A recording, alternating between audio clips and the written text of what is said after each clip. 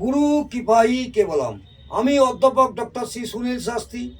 আপনাদের আমি আজ রবি গ্রহের অশুভত্ব নিয়ে আলোচনা করছি। মন দিয়ে শুনুন।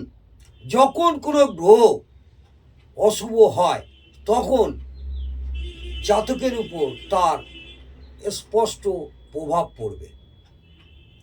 যেমন জাতকের শরীর মাঝে মাঝে একটু খারাপ হবে, অলসতা ভাব হবে, চলাফেরার অসুবিধা হবে, জাতকের মান সম্মান হানি হবে, জাতকের হৃদরোগের সম্ভাবনা থাকবে, জাতকের ঋণগ্রস্ত হয়ে যাবে, নানা রকম অভিযোগ দেখা দেবে এবং অর্থনাশের সম্ভাবনা থাকবে যদি রবি গ্রহ আপনাদের অশুভত্ব থাকে।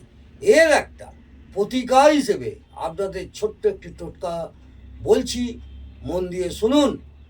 রাত্রির বেলা আপনাদের রান্নাবান্না হয়ে যাওয়ার পর যে আগুনটি জ্বলে, গ্যাস হোক উনুন হোক, যাতেই আপনারা রান্না করুন না কেন, তাতে কিঞ্চিত পরিমাণ দুধ, কাঁচা দুধ নিয়ে ওই আগুনটা নিভিয়ে দেবেন।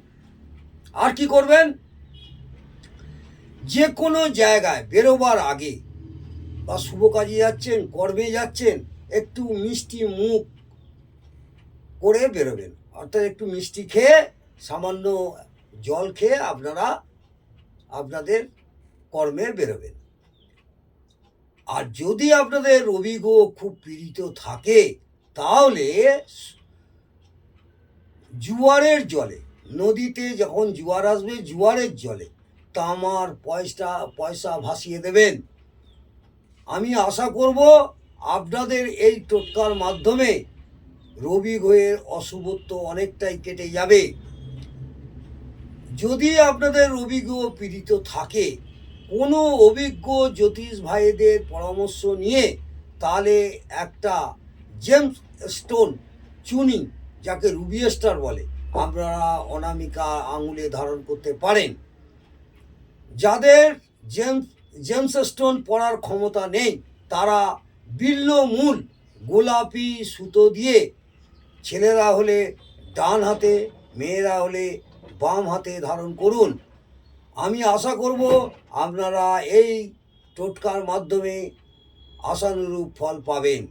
এছাড়া কোনো মন্দিরে গিয়ে যদি ভিখারি বসে থাকে, ভিখারিকে আপনি গম, গুড় আর একটি তামার পাত্র দান করুন, তাতেও ভালো ফল পাবেন।